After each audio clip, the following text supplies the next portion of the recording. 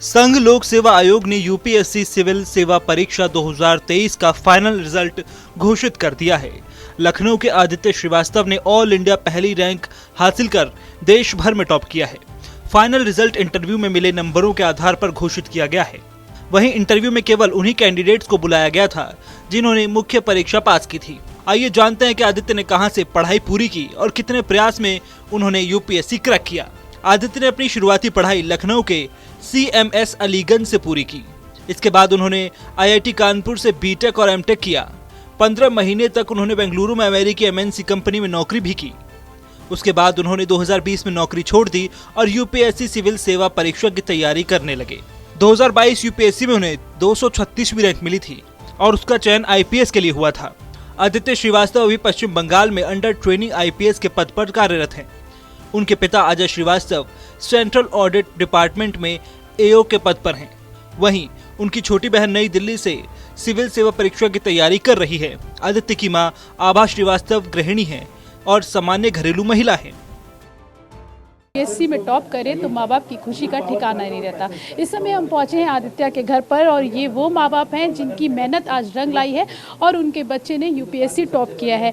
बात करते हैं उनकी माँ से जिनकी पूरी मेहनत रही है। माँ बाप दोनों ने पूरी ज़िंदगी उस पे उनकी पढ़ाई पे मेहनत की। उसके बाद आज ये दिन आया है कि जो आदित्य श्रीवास्तव है उसने यूपीएससी टॉप किया है।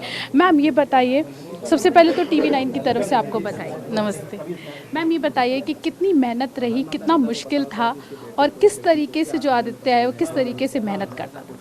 बहुत ज़्यादा मेहनत उसने की है बचपन से वो हर चीज़ मतलब खेलने का उसको बहुत शौक था क्रिकेट, लेकिन वो जाता नहीं था, ज़्यादा पढ़ाई में ही लगा रहा और सुबह से रात 11 बजे तक उसकी पढ़ाई होती थी। बीच बीच में नाश्ता खाना के लिए वो बाहर आता था और फिर 11 बजे सो जाता था और सुबह 6 बजे उठ जाता था। मैम शेड्यूल क्या रहता था, कौन से स्कूल में पढ़ता था, स्कूलिंग कैसी थी, बचपन कैसा था उसका?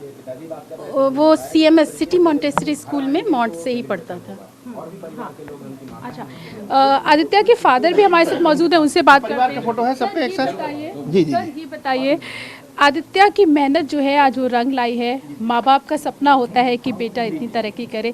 कितनी मेहनत है आप लोगों की, किस तरीके से शेड्यूल रहता था, किस तरीके से तैयारी करवाई है, किस तरीके से मोटिवेट करते थे आप? तो समझ लीजिए उसकी पढ़ाई सब था, जो भी रूटीन वर्क जो होते हैं, रूटीन वर्क के अलावा पूरा समय उसका पढ़ाई पे ही था और कहीं उसका कोई शौक नहीं था कि कहीं घूमने जा रहे हैं या कुछ है। सिर्फ वो घर ही में रहता था और उसके पूरे समय मिनिमम 10 से 12 घंटा मिनिमम पढ़ाई तो उसकी थी मिनिमम, उससे ज़्यादा भी करता होगा, कम नहीं पढ़ाई करता। स्कूलिंग, जब वो स्कूलिंग होती थी उसकी, तो स्कूल का किस तरीके से शेड्यूल रहता था? क्योंकि एक माँ का बहुत बड़ा हाथ रहता है जब बच्चा तरक्की करता है। बचपन से नेचर था उसका, कैसे बिहेव था? बिहेव उसका ये था कि उसको जो काम दे दिया जाता था, जो जैसे इसके पापा उसको जो भी मैथ्स दे दे या जो भी छोटे से, वो काम पूरा करके ही उठता था।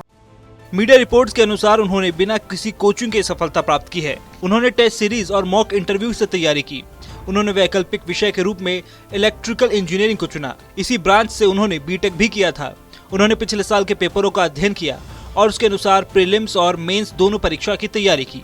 उन्होंने तैयारी के लिए सिलेबस के हर टॉपिक के नोट्स बनाए। उन्होंने अपने दूसरे प्रयास में यूपीएससी क्रैक किया। आदित्य के यूपीएससी क्रैक करने के बाद उनके परिवार में खुशी का माहौल है। माता पिता बहुत खुश हैं। रिश्तेदारों और मिलने वालों से बधाइयां आ रही हैं। और आखिर ऐसा हो भी क्यों ना, आखिरकार बेटे ने ऑल इंडिया टॉप जो किया है।